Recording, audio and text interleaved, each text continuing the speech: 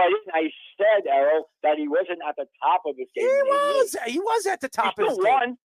He was at the top of his game when you're 36 or 37. He wasn't 36 or 37 in '88. He was 35, right? I don't think he was. I think. Yeah, well, when he came back, look it up. I'm pretty sure he was. Well, whatever. Errol, he came back in the 90s. 28 to 32. He was still great, yes. But believe me, Magic and Bird were the two greatest players I think I've ever seen. How old is Magic Johnson right now? He was 28 in 87. All right, so Magic Johnson was 28 years old in 88. You're going to tell me that he was 36? Magic was 28? 28. He was in college. He was on a championship team of Michigan State that won in 78. 78. So he was a teenager then. Yeah. I watched that championship. I know. Magic Johnson was at the top of his game in 88. I remember. So he was 18, you're saying? He was 28. He was 28 10 years later in 87, 88. And he came out early. Okay. That's when I started watching basketball. He retired in 91. You me retired at 28? 91, I think he came down with HIV. 92, right? 91. No, because 92 had played for the Dream Team. He missed a year. I think it was 91. I don't think it was near the end of his career. Then you're right. I stand corrected. I'll admit when I'm wrong. I stand corrected. I think it was 91 when he came out that he was HIV positive, if I'm not mistaken. And it was 92 that the Olympics allowed him to play in the Olympics. And then he actually did come back for a little while after that. And then he retired and became a coach. He was exhausted. Yeah. He was out of the game, so it's hard to come back. Yeah, it's hard to come back at the top of his game. You did see him at the top. You did. I also saw Larry Bird. And for Anthony Edwards to come out and say that nobody had the skills like Michael Jordan is ridiculous because Larry Bird was pretty skilled. I mean, I don't know what he was watching. Larry Bird could go up and down the court, could do anything. He would do anything. I've never seen. I'm going to tell you this. Larry Bird's one of the best white players I've ever seen. And still to this day, I can say that. I mean, he's one of the best players, period. He was unbelievable. I mean, not the best. And for people to say that Magic Johnson was better than Larry Bird, he wasn't better than Larry Bird. I'm sorry, and I'm just speaking the truth. I thought Magic Johnson wasn't better than Larry Bird. I'm sorry. I agree. I think Larry Bird was better than he was. Larry Bird was a much better shooter. Much better shooter. And his defense is better, and he rebounded better. Magic Johnson was a better passer, but barely though, man. I don't know about that. If Bird had to play point, you have to, dude. You've seen Bird's passes. Bird was. I watched Bird. Off the hook. I remember Bird. I remember that team with McHale and with. Oh man, I hated that. I hated that team. Boy, I hated Johnson, that team. Danny Ainge. I hated Dan. Don't even mention Danny Ainge. Yeah, I hate that. Good shooter. I hate Danny Ainge. He still was a good player. Oh, I can't stand him. Dude, not great. Dude, I don't even know if I was in the same vicinity as Danny Ainge, if I could actually speak to him. That guy, for years, has tried to screw the New York Knicks and has screwed the Knicks every single time. For some reason, he has a vendetta in hating the New York Knicks. For what reason? I don't know, but the guy is a complete ass. I don't like Danny Ainge. Keith, keep listening. Man. Keep listening. We're going to get into some football conversation. Thank you for calling, buddy. Oh, Yankees. Soto Judge, back to back before. All right. Talk to you later, man. The Yankees are down right now, 3-2. It is the fourth inning, and hopefully the Yankees get this win. They need this. Cleveland is one of the better teams in the American League, and they are a really gritty team. So I don't know if anybody's watched this Cleveland Indians team play, and they're pretty good. And Volpe just got a double right over here. So there we go. And it looks like they're going to get the run back in. There you go. It's 3-3. There you go. Who's that? That's not Gleyber Torres. Gleyber Torres doesn't move. On the Dan Lebatard show, Tua called out Brian Flores, who told him he didn't belong as an NFL quarterback in 2020 and 2021. He added that Flores constantly told him, "You suck at what you do, and you haven't earned the right." Tua was benched a couple of times for Ryan Fitzpatrick during his rookie season, and there was a belief that the Dolphins could have traded for Deshaun Watson after that, who Flores wanted. Flores reportedly also wanted to draft Justin Herbert instead of Tua, but the front office always wanted Tua. Tua added that Mike McDaniel when they first hired him, showed Tua a 700-play highlight reel of things he did well. Tua has 8,172 passing yards and 54 passing touchdowns in 2 seasons with McDaniel, while having only 4,467 passing yards and 27 touchdowns with Flores. All right. We all know that Brian Flores did not like Tua Tagovailoa. We all know that there was a big problem in that locker room, and that's why Brian Flores did not keep his job. There was a lot of racist stuff going on, behind the scenes with the executives and ownership. I don't know, okay? And I'm not going to assume anything because I wasn't there.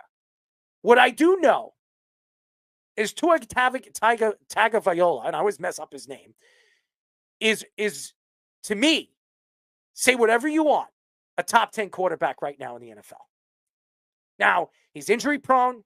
He needs to stay in the pocket. He cannot move outside of the pocket. When he does, he puts himself in harm's way. He's had, 7 concussions in the last 3 years? I mean, if he has another concussion, he's done. His career is over. They paid him this offseason because they believe he's their franchise quarterback. Here's the problem. Brian Flores is a great, and I repeat, a great defensive coordinator. He is. He's a great defensive mind. He knows the game. He's everywhere he's gone as a defensive-minded player or coach. He's succeeded. Now, I don't know what was the gripe of Brian Flores to Tua Tagovailoa. I have no idea. And I don't know what was his love fetish for Ryan Fitzpatrick. I mean, he's a great analyst. I love Ryan Fitzpatrick on the NFL Network. Shout out to Ryan Fitzpatrick. I would love to get him on the show. Him and his big beard, his craziness. I think the guy's got a great personality. I think he's the best on the NFL Network. And that's coming from me, who's not a big Ryan Fitzpatrick fan. It's a shame what happened in Miami. If these two could get along, Mike McDaniel could be the new head coach for the New York Jets. I mean, the Jets would have Mike McDaniel instead of Robert Damn Saleh, who I can't stand. I mean, knowing the Jets, they probably wouldn't make that move, but hey, you know what? You could wish. Tua Tagovailoa, say whatever you want about his career, and it still has a lot left in it. He's 27 years old? I don't know exact age, but he's 27 years old. The guy's already thrown, if you look at his numbers, almost 14,000 yards. That's a lot. You could say whatever you want. He's on his way. If he plays another 8 to 9 years, he's on his way to throw 35,000 yards. I mean, that's Hall of Fame-esque. Who's to say Tua Tagovailoa can't do that? Tua Tagovailoa has thrown almost 90 touchdowns in 4 years as a starting quarterback? That's a lot. I don't know why everybody hates this guy. Now, I don't have the numbers right in front of me to give you the exact numbers of what this guy is. But I could tell you, he's not far from an elite quarterback. He's not far. You want to rate him in the top 10? You want to rate him 9 or 10? He's right there. At one point last year, he was the MVP of the league. For the first 5 or 6 games of the season, everybody had Tua as their MVP. What's scary about Tua is not many left-handed throwers have been successful in the league. There are not many. And here's another problem. He has that concussion problem, the injury-prone problem. Last year, he didn't come out of the pocket until the playoffs. He stood into the pocket and he threw the ball. And every time there was a rusher, he would go to the ground. He would slide to the ground. He made sure that he wouldn't put himself in harm's way. You're going into a season this year where your offensive line is not as good as it was last year. And your defense is not as good as it was last year. So now, getting back to the Brian Flores situation.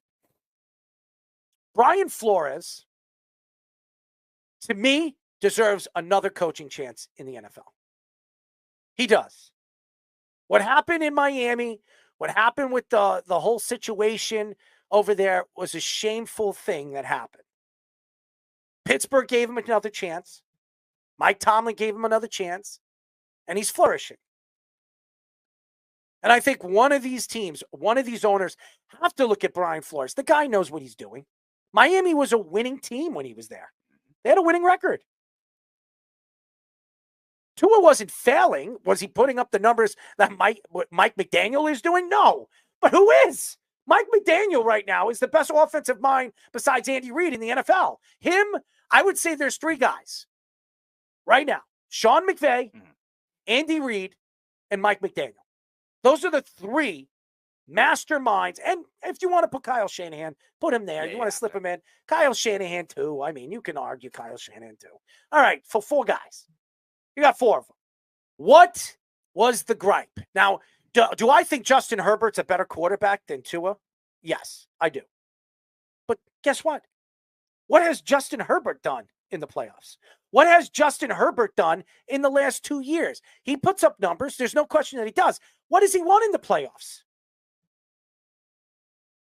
I seem to remember 2 years ago in the playoffs when they were up, 27-3 in halftime, or 27-7 in halftime?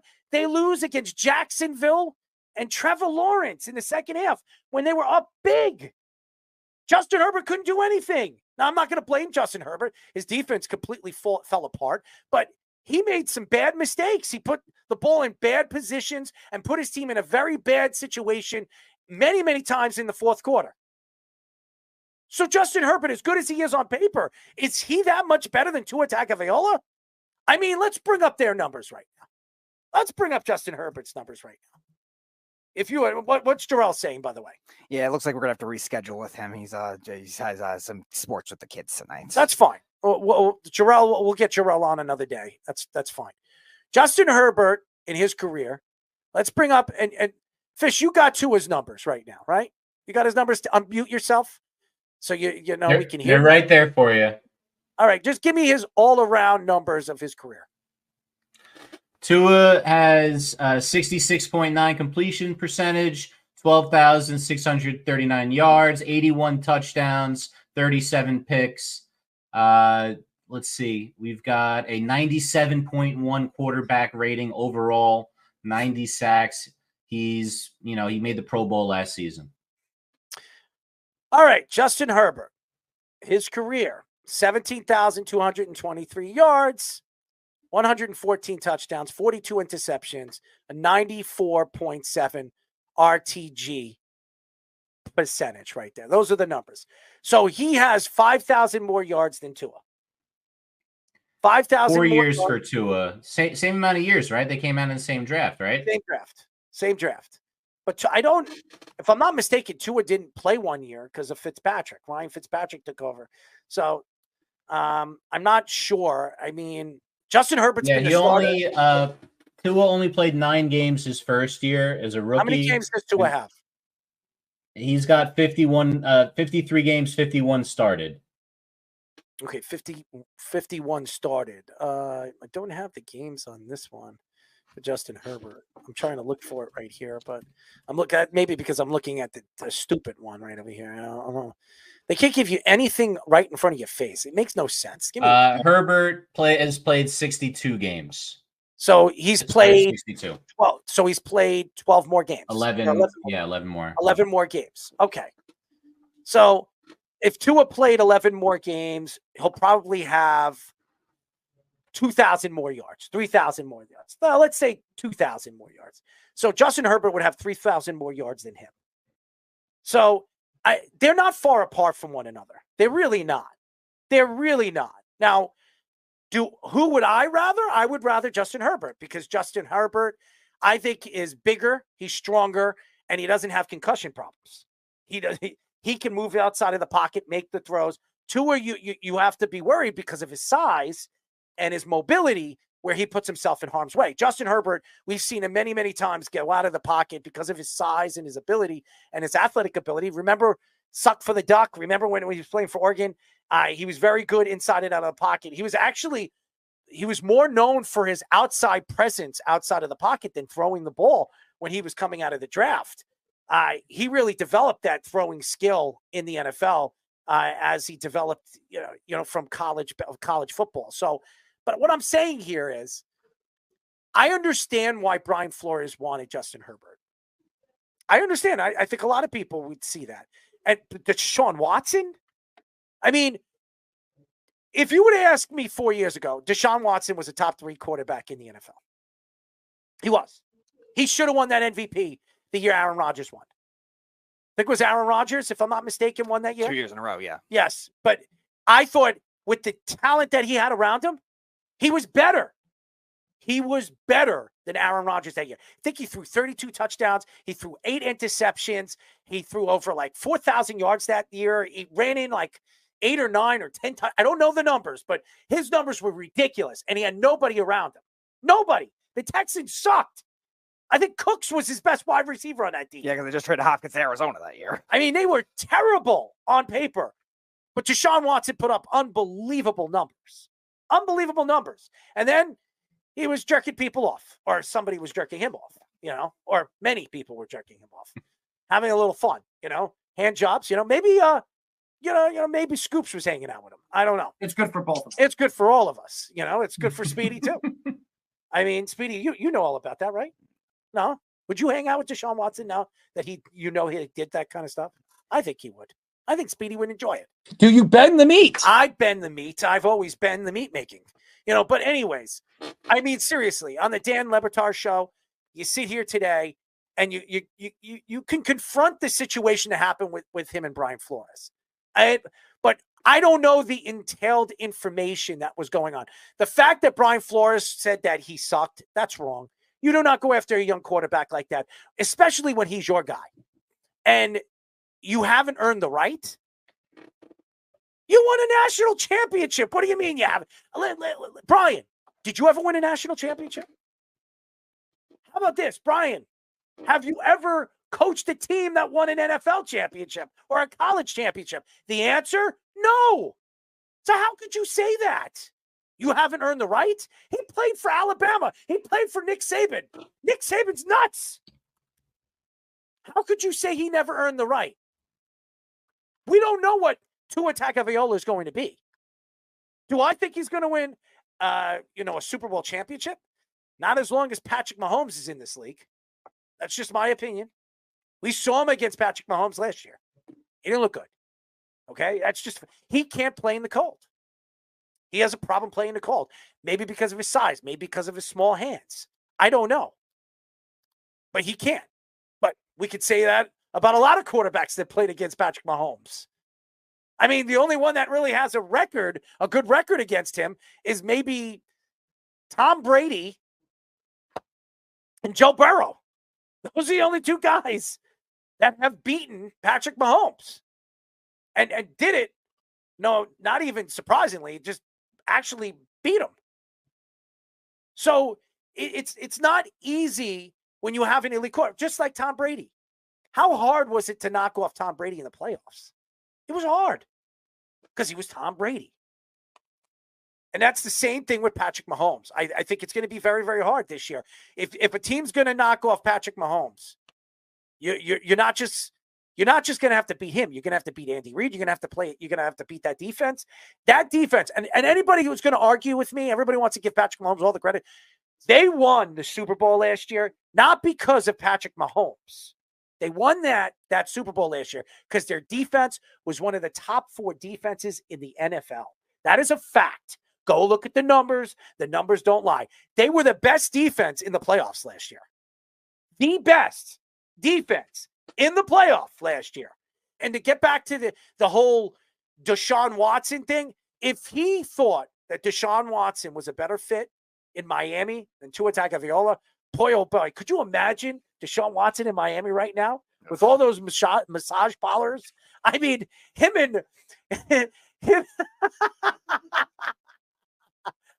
if I'm not mistaken, and Robert Kraft hangs out over there. That's his favorite place to go. So him and Robert Kraft would have been best buddies over there. That's not a lie. I mean, seriously, hand jobs galore over there. I mean, in Miami, Fort Lauderdale, I'm going there, baby. Speedy, you want to go? No hand jobs for you. It's good for both. It's good for all. Interesting, you bring up Bob Kraft, Errol. You know, with Bob Kraft and the Patriots, I got to think about Flores, who's another guy off of the Belichick coaching tree.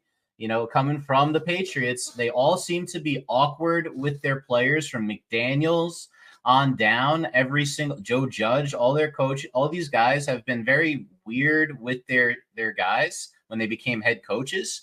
I try to figure out always, I'm like, why we always talk about this coaching tree failing compared to others, like the Holmgren tree with Reed and Gruden that we talked about last week. Well, think about what happened where Belichick came from. He comes from Parcells, and Parcells was really hard on Phil Simms, as the story goes. I was born in 86, so I didn't see that title. I was 1 year old by the time the game started.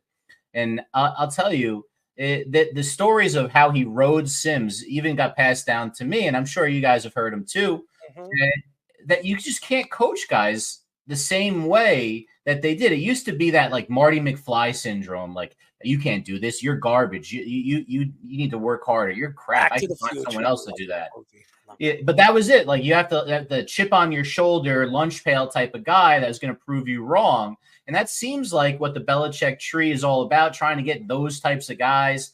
And, you know, is one of those things that is never really correlated to success, especially in these younger generations. Tua is only 26. He won't be 27 until after the season next year, upcoming year. He's young.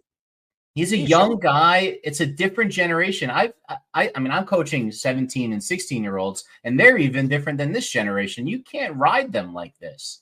It's not the same. And I've seen a lot of coaches in their 50s and 60s have to just call it quits because they just can't get along or even understand this generation. The way that you motivate kids is so different today than it was. And Flores it's that old school mentality.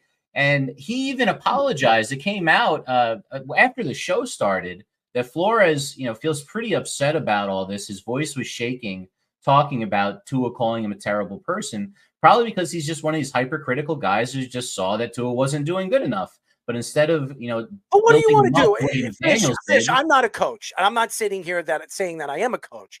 If I was coaching Tua Tagovailoa, I'm not going to throw him under the bus. I'm not going to make him look like he was puny. You're the franchise. You drafted him as your number one pick. You took him over Justin Herbert. You took him over the other quarterbacks. So you obviously believed that Tua Tagovailoa was your guy. Now, maybe he didn't want him.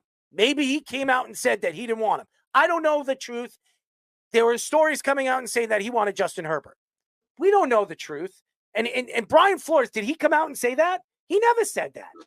We never heard Brian Flores say that I wanted Justin Herbert. What we have heard is this: Brian Flores saying that he sucked. But how do you know what somebody is at the age of 23? How do you know? Well, we know what Zach Wilson was, okay? I mean, Zach Wilson really does suck. I mean, I'd rather sniff a horse's crap than watch him play on a football field. Have you ever sniffed lines? I'd probably sniff lines too. I'd sniff lines with Lawrence Taylor if it was up to me. I mean, Lawrence Taylor, if he sniffed lines, probably could play better quarterback than Zach Wilson. I mean, this is the truth. But we know what he is. We've seen enough of Tua Tagovailoa to say that he's a pretty good quarterback.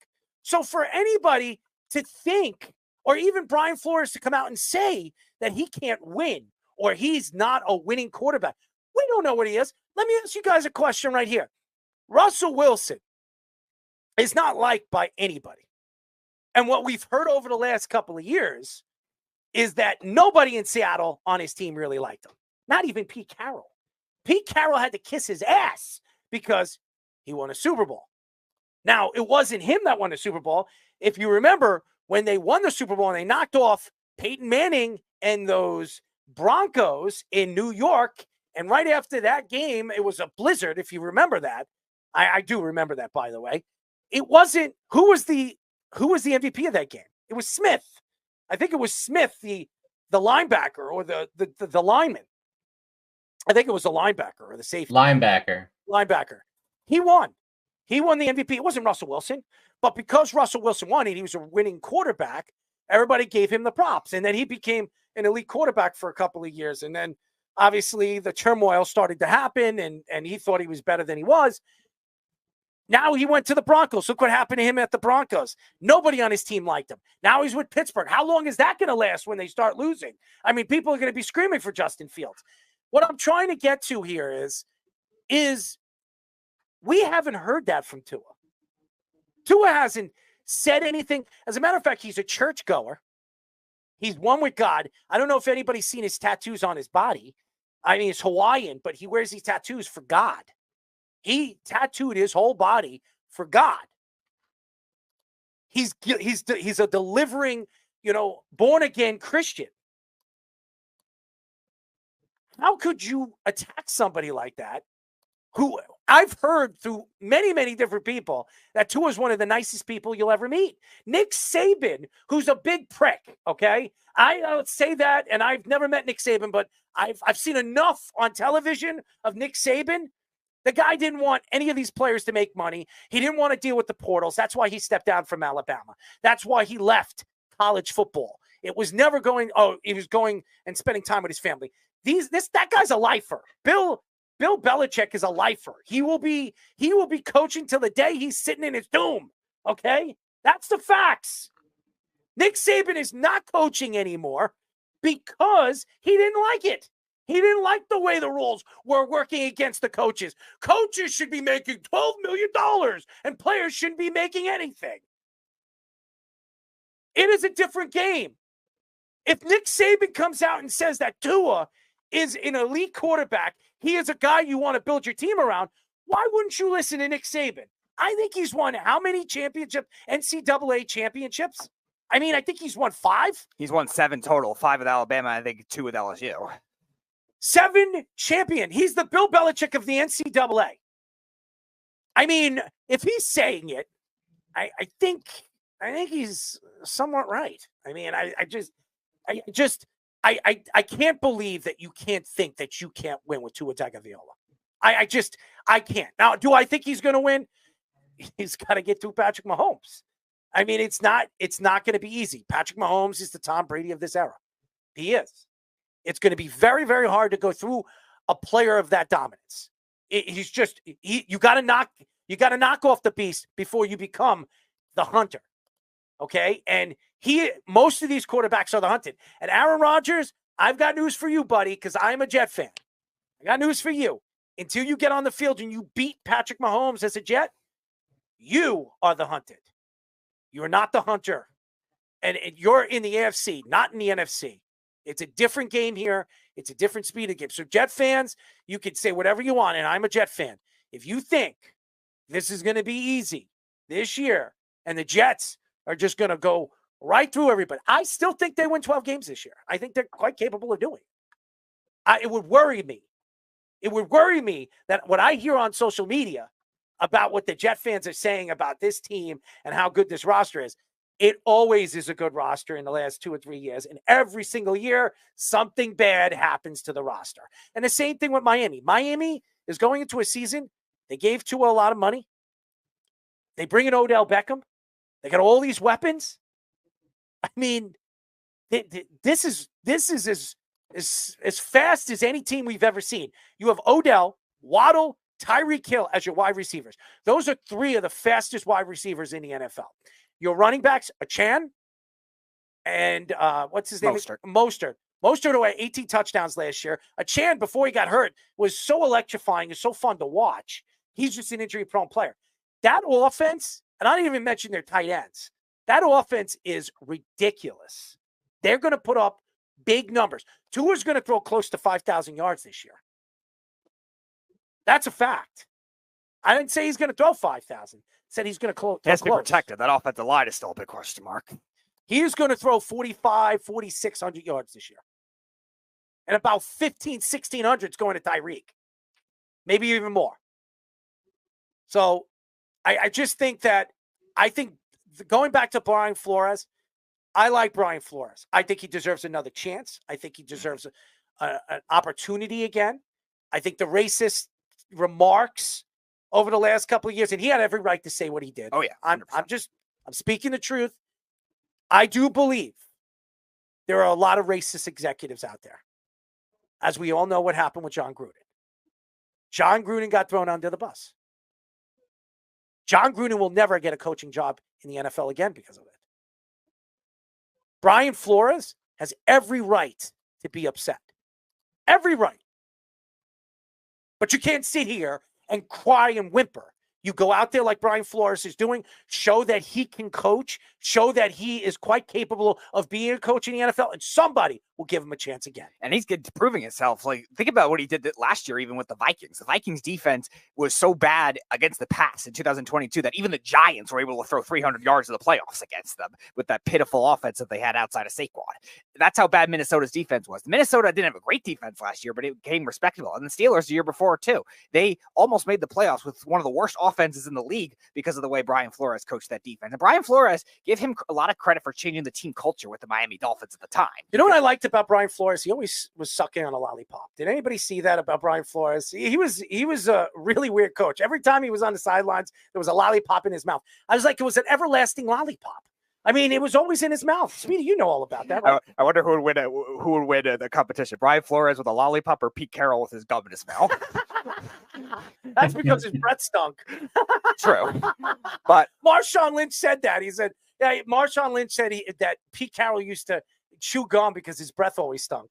maybe the two of them would go into a fusion, create a Skittle flavored gum. And that would be the best of both worlds for both of them. Well, I love Skittles.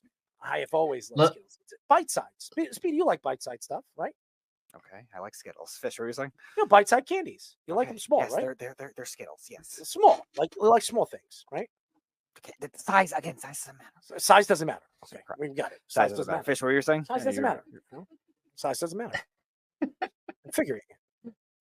I was just gonna say maybe it's a simple thing, just like Brian Flores is from Brooklyn. He played linebacker at Boston College. Yes, he did. Blue collar, lunch pail type guy. And Tua is a West Coast surfer bro with like the laid back, just ball out, have fun, Hawaiian, Samoan, family oriented, everything. It's two very different cultures. And it could just be the two of them were just never going to work.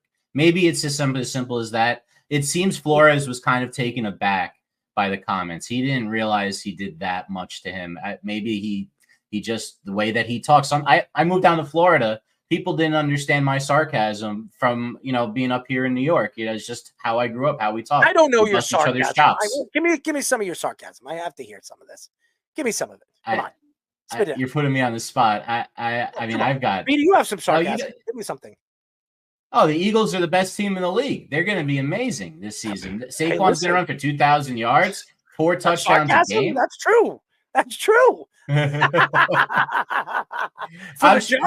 of their linemen are going to get hurt. They're the pictures of health. They're fantastic. Well, that's coming from a Giant fan, so I guess that's sarcasm. Yeah, there's no holes in that defense. The rookie D-backs, they're going to be all pros. Speedy, do you have any holes in your underwear right now? I would hope not. You do have it in your socks. I noticed that with you. Okay. You have a lot of holes in your socks. Okay. You okay with that? They were older, so that probably is. Yeah. You don't care, right? Socks, holes, nothing. You like holes, right? I don't care. Dark holes? I don't care. I like dark holes. Good for you. Good for you. Good for me. You. Good for both of us. It's good for both of us. Go ahead. I'm sorry, Fish. You. I think sometimes we don't realize it because there's a lot of X's and O's. There's highlight plays. Football and a lot of sports, and if you've ever played, it's a lot about the relationships you have with your staff, with your leaders on the team, and how that works. You see, like we just saw in hockey, Patrick Laine, he was supposed to be a big stud acquisition over there. They had to trade him for a bag of pucks and a second-round pick just to ship off his contract. By the way, we never even mentioned that. Patrick Laine got traded to Montreal for nothing. What are the Islanders thinking? I mean, seriously. Laine was a guy that would have been perfect for the New York Islanders, and they gave up. Montreal gave nothing up for Patrick Laine. I couldn't believe it. I was like, what the hell is this? And the Islanders, that is, I'm not even, it's Lou. It's Lou. Clueless Lou. That's what I call him. Clueless Lou. For being as Ranger fan, we could also say that the John Davidson Columbus tenure is not going very well. I mean, if nobody knows that name, and I don't want to hear any Islander fan, we do the Islander broadcast on 103.9, and I have every right to say his nickname for all the Islander, I'm getting a hat made. Clueless Lou, okay? The guy knows nothing about hockey anymore. He's lost. He has lost it. He's senile. And I don't want to hear about his son, Chris, taking over for the New York Islanders. Okay, that was enough hockey right now. We're not in the hockey season. I'm losing my mind now. I'm just clueless, Lou. When I saw that the other day, by the way, when you brought that up, I almost choked on the bone that I was chewing on at Miller's Ale House. Okay, I was enjoying my nice, sweaty, blue cheesed wing in my mouth, and I almost choked on it. Thank you, Speedy. Thank you. Sickens me. Clueless Lou. Love John Davidson, though. Goalie in the 70s for the Rangers. He was him and Sam Rosen, we talked, is going to retire after the year. They were like the best combo together. Tom Brady said on the Stephen A. Smith show that it is a tragedy that rookie quarterbacks are playing so early before they are ready. He added that coaches have dumbed down the game of football so these rookies can succeed right away. He added that top college teams just caring about winning and money and not caring about developing players have hurt quarterbacks coming into the NFL. Brady previously said there are very few quarterbacks that are given complete control of their offenses in today's game. In the last 5 NFL drafts, 9 out of 16 quarterbacks drafted in the first round were week 1 starters. And Tom Brady said some interesting things today, too, about the top 5 quarterbacks. We will get into that in just 1 second. So did Peyton Manning, by the way. So I have my own thoughts to it. Tom Brady is not wrong. I think quarterbacks are rushed. I think quarterbacks over the last couple of years, if you're drafted in the first round, you're drafted in a very high position in the first or second round, you're probably going to start early in your career. They're not going to give you a time to develop. You're not going to get any time to develop because they need to see what you are and they need to develop you quicker because they're expected to win in a 3 to 4 year span. Remember, coaches don't last that long. We've seen coaches get fired in a year. I mean, Arizona's fired coaches in less than a year. Okay, so, and it's not, and I expect the Patriots, if the Patriots don't play well, Jared Mayo might not have a job. I believe that. You just traded Matthew Judon, your best defensive player, because you can't get along with him. And that had something to do with the coaching. So that's a problem. But Tom Brady isn't wrong. It is a tragedy that quarterbacks are playing so early and they're not ready. But again, this is the way the NFL works, is what have you done for me lately? Tom Brady got a chance to play behind Drew Bledsoe. He got to learn behind the highest paid quarterback at one time in the NFL. Remember, he got that $100 million contract by Robert Kraft before he, the Jets knocked him out of oblivion. I mean, I remember who knocked him out. I remember the game. And I remember that he was rushed to the hospital and he was bleeding internally because he had a broken ribs or whatever the hell he had. A smashed lung. And it was the Jets that brought that whole Tom Brady thing to the NFL. Yes, the New York Jets. Screwed the New York Jets. It's great. I mean, 7 championships and I want to throw the hell up. Tom Brady knows a little bit about quarterbacks. He does. I'm not gonna say that he doesn't. I think Tom Brady is one of the greatest quarterbacks of this era. I mean, everybody's gonna say he is because he's the GOAT. But guess what? I don't just look at championships. Championships have to do with teams. He was a part of great teams and one of the greatest coaches of all time. Maybe some people would say he is the greatest coach in NFL history. Peyton Manning did. Here's the thing. We have been speaking about quarterbacks all over this show today. I mean, seriously. And we've gone through even NBA, and we're trying to compare guys from the 90s to the new age. When you look at Steve Young, you look at Joe Montana, and you try to compare Joe Montana and Steve Young to Peyton Manning and Tom Brady. Can you compare them? No. And you know why you can't compare them? Two different eras. Tom Brady, his longevity, playing over 25 years in the NFL might never be passed. I don't think anybody's going to do that. It is an amazing feat. And say whatever you want. He has done things that we'll probably never see anybody do. Not at any position in any sport. Gordie Howe is the closest that I remember. Gordie Howe played, 30 years at the NHL? I mean, he wanted to play with his sons. I mean, he might be the only great player that I can remember that played that long and was dominant. Not as dominant as Tom Brady, but dominant.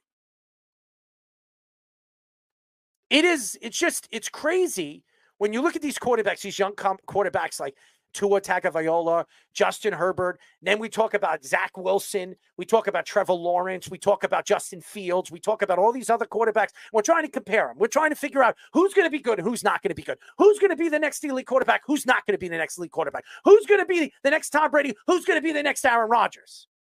Caleb Williams being one of them. We don't know what these guys are going to be. And I don't know if they should start right away.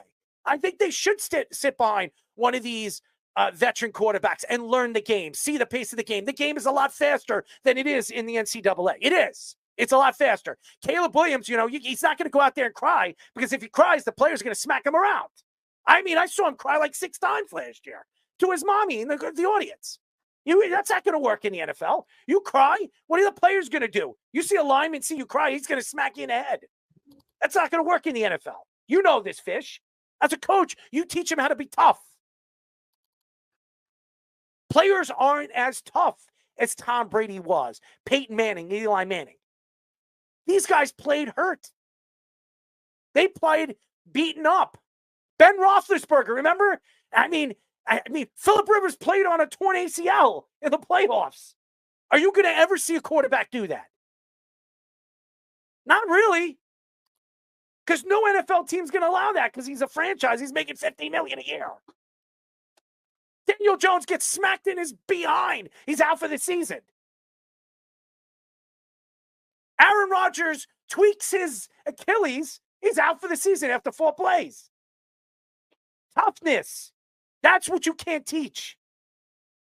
Tom Brady didn't say anything about toughness. He says that young quarterbacks are not given a chance to succeed because they're starting and they're moving forward in their careers too early, and that the coaches aren't giving them a chance to understand the offense because the coaches are timed. If they can't develop these guys or they can't bring these guys up to speed quicker, they're not going to have a job. I mean, look at Caleb Williams right now. He is in a position. They gave him enough players around him. He's in a position that he could have 2 coaches in his first 2 years of his career. Just think about it. Eberflus should have been fired.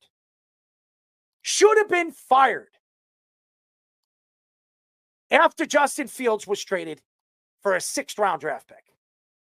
He should not have his job. That team failed. He failed. They quit on him last year. But Chicago and the GM said, you know what? We'll give him another year. We'll give him another quarterback. We'll give him a better team. Watch how much that's going to fail. So you're going to go into another NFL season next year with a quarterback that just learned an offense that is going to probably have a new offensive coordinator, new defensive coordinator, new special teams coach, new head coach, new quarterback coach. And this guy is the next up-and-coming superstar, up-and-coming Aaron Rodgers wannabe. How does this work? And he's right. Tom Brady is absolutely right. He's right. Because these players are rushed into the league because these owners, these guys, they want to win a Super Bowl. It's going to happen. How many first-round picks can we remember in the last 10 years ever succeeded? How many first-round picks actually won Super Bowls in the last 10 years? The answer? Speedy? I believe it is 3. 3 out of 10 years. 3 out of 10 years of the NFL Super Bowl champions. 3 of them were first-round draft picks. If you would ask me, that's a failure. I'm looking for a quarterback in the 3rd round. I'm looking for a quarterback in the 4th round. Why? Because if they fell, I don't have to be blamed for it. And you know why? If they're drafted in the 3rd and 4th round, they don't start. They back up. They learn. Jordan Travis is in the perfect position to actually succeed Aaron Rodgers and Tyrod Taylor. Why? Because he's not going to play this year. He's probably not playing next year either. That's 2 years behind one of the greatest quarterbacks of all time. He doesn't have to rush. He learns the offense. He learns the speed of the game. And when he steps on an NFL field after being drafted in the 5th round, when he could have been a first-round draft pick, he's going to succeed. We'll finally have a quarterback here in New York that gets time to learn under the helm. That's the problem right now in the NFL. You are depending on young guys to succeed too early in their careers, and it puts too much pressure on them, and most of them fail. Yeah, I think there's an interesting dilemma with what Brady is saying. I think he's right about the fact that in terms of the pre-snap reads, in terms of the 2nd and 3rd reads that you see, that's where I think quarterbacks have to be a lot more sophisticated in today's game because it's a faster game. It's a faster pace when it comes to it. Now, I don't think I wouldn't say dumbed down is a good terminology for the offense. I do think they're more complicated today, but I also think that they're much more reliant on motion and one quick read, that if your quarterback has the wrong timing of it, it's going to really break him. And I think that's where you're seeing a lot of these quarterbacks. Come on, Speedy. They've dumbed down. He's right. They've dumbed down. I don't think the offensive schemes, the offensive playbooks have dumbed down. Lock, fire, 6, point blank, whatever the calls. Maybe that's wrong because you got to memorize all these crazy freaking sentences. I mean, I don't understand. Aaron, point, blue, Omaha, tick, toot, bulls, bull jumper. You know, I mean, these words, I don't understand them. You got to know them. I mean, that's the only thing that's dumbed down. I mean, but he's right. They dummy down these plays to make these kids understand the play calling. The switch, the audibles at the line of scrimmage. I mean, are you doubting Tom Brady? Tom Brady's not a stupid man. I mean, the guy knows how to play the game. I mean, he's won a few Super Bowls. I think he's proven enough to know that he knows what he's talking about. Well, yeah, the formation and motion concept, I think, is another thing, too, that a lot of these quarterbacks have not been able to adapt to as quickly because it's not as prevalent with the college game as much as it I like should that be. word. That's the word of the day. That's where you talk about Lincoln Riley being able to develop quarterbacks very well to play in the NFL at a high level, because Oklahoma and now USC have been ahead of the curve with that kind of thing. But that does not mean every college program has been in that. And Brady also mentioned as well, when he was at Michigan, like he was forced to kind of learn that thing on his own. And other quarterbacks today that don't have that kind of coaching to help them out right now, because he's right. Teams in the college football are now trying to do everything they can to win a national championship. They don't actually try to develop their quarterbacks. They don't care if they play like Georgia Stetson Bennett, because Stetson Bennett's never going to go anywhere in the NFL. They don't care because he's just going to win a national championship. He's going to do enough for that. And that doesn't help for the NFL game. And that's why you're seeing even some of these big name quarterbacks in college not do as well at the NFL. You mentioned Alabama. Where did Mac Jones go to the Patriots? How long is his career last? Well, it had a lot to do with the situation that he was in. Did they give him any weapons to succeed? I mean, who did he throw to on that Patriot team? No, I understand that. I mean, look at Daniel Jones. This is my gripe with the New York Giants. The New York Giants have given Daniel Jones nothing. And the Giant fans, we're going to get into that in just 1 second, on my thoughts of what the Giants have done to Daniel Jones. They have completely thrown him to the wolves. The Giant fans, as soon as this guy fails this year, there's going to be boos.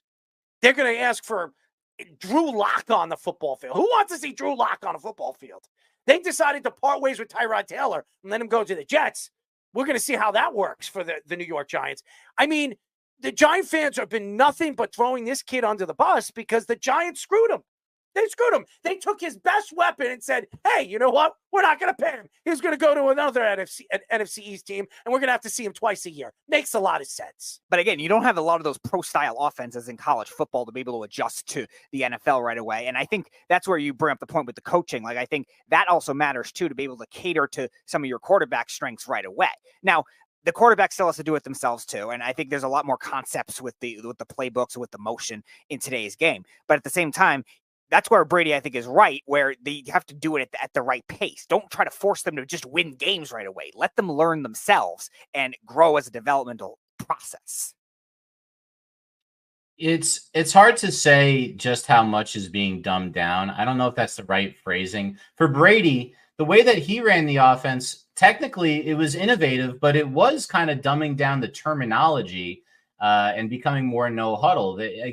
What they did for a long time was they'd have route combinations on both sides of the field. There'd be some option route included, either from the back or from one of the slot guys or both of them. But at the same time, it was just quick communications. You have, a smash concept. You have a crossing, some kind of mesh concept or sluggo or whatever it is they would make it very quick. Now, today, you see more, half field predetermined reads. You're counting up the secondary. Which side of the field do you want to go to? Brady played the whole field. Peyton Manning played the whole field. Guys like Hurts, guys like Richardson, these guys that are more college running style quarterbacks, even Mac Jones to an extent, they just did not have that experience running an offense that's more wide open. And I think when you saw Mac Jones get to a situation, because he doesn't have the legs of those guys, where he didn't know how to do it, he failed.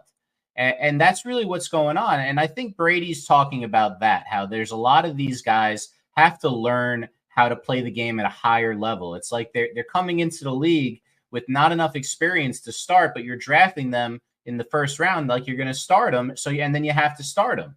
And they don't know how to play the game. They only know the very basics, which got them by in college when you had better athletes than everybody at Alabama. But it's not going to work when everyone's on the same playing field and those guys aren't as open. And those routes are going to get covered faster. And you can't throw the flat late, as Daniel Jones realized this weekend. It's just basic stuff that you have to be able to know in the NFL that you just don't do, that you would expect guys to know coming into the league, or in Daniel Jones' case, after many years in the league. Yeah, well, he can't stay healthy. That's the only problem with Daniel Jones. But, hey, the offensive line's just so bad. You draft Evan Neal in your top 7 picks, and the guy's not even going to make the roster. And if he does make the roster, what is he going to be? He's going to be a guard? I mean, you didn't draft him to be a guard. You drafted him to be your future right tackle to protect the other side of the ball from Thomas, who I think is arguably the second best lineman right now in the NFL. Tom Brady said something interesting on his top 5 quarterbacks today. And I want to get into it because there's a lot of interesting thoughts to it. He said that his number 1 quarterback right now in the NFL, it's not an argument, Patrick Mahomes. His number 2, Josh Allen. His number 3, Lamar Jackson. His number 4, Joe Burrow.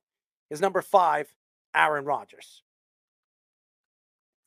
Here's why I'm going to attack this, because I have my own opinion towards it. To me, Patrick Mahomes right now, you can't argue. He's the best quarterback right now in the NFL until being knocked off. I think Joe Burrow is the second best quarterback right now in the NFL. When healthy, he is the second best quarterback in the league because he's the only one right now could say he has a winning record against Patrick Mahomes. As a matter of fact, he outplays Patrick Mahomes every time they play against one another. My third is Aaron Rodgers. Aaron Rodgers, when healthy, is one of the elite quarterbacks in the NFL. I mean, his numbers, he didn't play last year, but the year before, was he not elite? I mean, he is, you can't argue this. And this is a guy, he's only won 1 Super Bowl. He still has it. He still has the ability to put up the numbers and be dominant. And I like Lamar Jackson, but is Lamar Jackson a winner? Is Josh Allen a winner? These guys never won anything. They haven't won anything. Joe Burrow played in a Super Bowl. Patrick Mahomes has won a Super Bowl. Aaron Rodgers has won a Super Bowl. These 2 guys that are ahead of Aaron Rodgers, they've not won anything. Lamar Jackson went as far as he can going to an AFC title game. Let's see if Lamar Jackson can actually go to a Super Bowl. The guy, unfortunately, chokes in the playoffs. He made mistakes in the third quarter in that Super Bowl. And honestly, they should have won that game. They were better than Kansas City. All around, Baltimore was the best team in the AFC all season long. How do you lose against Kansas City? Well, you forced the ball into places that made no sense. And now listen, I'm not going to blame Lamar Jackson because it wasn't all his fault. The defense didn't show up in the second half, especially in the fourth quarter when they could have kept this team into the game, and Patrick Mahomes just cut him up. A lot of mistakes. But again, it's all about two halves. It's all about winning that one half. And I think the second half when it comes to the playoffs is all about it. You could be down 9-0. You could be down 14-0. Well, you could be down 27-3. Ask the Chargers what happened to them against Trevor Lawrence and the Jaguars a couple of years ago. You need to succeed in the important parts of the game. And I disagree with Tom Brady. Now, this is all, by the way, shout out to Keith, because Keith actually sent me this. Whoop, almost knocked my mic over there. That's never happened before. Peyton Manning gave him his top 5 today as well. He had Patrick Mahomes, agree. Joe Burrow, agree. Justin Herbert, disagree. Lamar Jackson, and Josh Allen. He was right from the first 2. That was it. It's surprising that Peyton Manning over the years has his thoughts to Aaron Rodgers. Okay, Peyton Manning obviously is not a big Aaron Rodgers fan, so I'm not gonna be surprised that he wouldn't put Aaron Rodgers in his top 5. I think Justin Herbert, you can argue. If you would look at this list right now, I would say Patrick Mahomes, Joe Burrow. I'll just take away Aaron Rodgers. The guys that he has on the list. Josh Allen would be number 3. Lamar Jackson, number 4. Justin Herbert, 5. That's where I would go with this. I cannot argue that the 2 first guys are not the 2 best guys right now in the NFL, because these are the 2 guys. Who would you want to watch? Would you want to watch Patrick Mahomes, Josh Allen, which they've had good games against one another? Or would you want to watch somebody that you know can knock off Patrick Mahomes, outplay Patrick Mahomes in Mile High, and outplay him in Cincinnati? So I listen, they're 2 of the greatest quarterbacks of this era. I can't argue with them. I'm trying not to. But it's hard to believe that they actually believe this. And again, Tom Brady is a big Aaron Rodgers fan. That's why he put him in the list. And Peyton Manning's not a big Aaron Rodgers fan, and that's why he didn't put him on the list. So it's all opinionated. It's all opinionated, because if you were to ask me right now, if I put the top quarterbacks right now in the NFL, I would put Patrick Mahomes. I'm trying to think right now off the head. Joe Burrow, Aaron Rodgers. Give me this. Let me look at the teams, and I'll tell you right now, because I got to look. And I look at dynamic guys, and not just because they didn't have good years last year or they can't stay healthy. I still look at the dynamic play and what they do. And give me 1 second. I want to bring up the teams right here so I can look at the rosters here. Right here, teams. All right. So I have Patrick Mahomes, Joe Burrow, Aaron Rodgers. This is hard, man. This is hard. I'm going to go off the hook because I think people are going to think I'm nuts. I'm going to put Dak Prescott in there. Had a feeling. I'm going to put him in. I don't care what anybody says. Dak Prescott in the last 5 years has been elite. He's not winning, okay? He's not a playoff player. But numbers would tell you he's elite. Josh Allen's there. So that's 4. That's 5. That's 5. I would say I would go this. And I know Lamar Jackson, everybody says, well, he's won 2 MVPs. That's fine. MVPs don't tell me everything. I would say Patrick Mahomes, Joe Burrow, Aaron Rodgers, Josh Allen, Dak Prescott. I know, Carl, you don't want to hear that. Carl. I know you don't want to hear that. Replacement Dak hater for Jeff. I don't really care. I mean, it's your opinion. I mean, it's my opinion.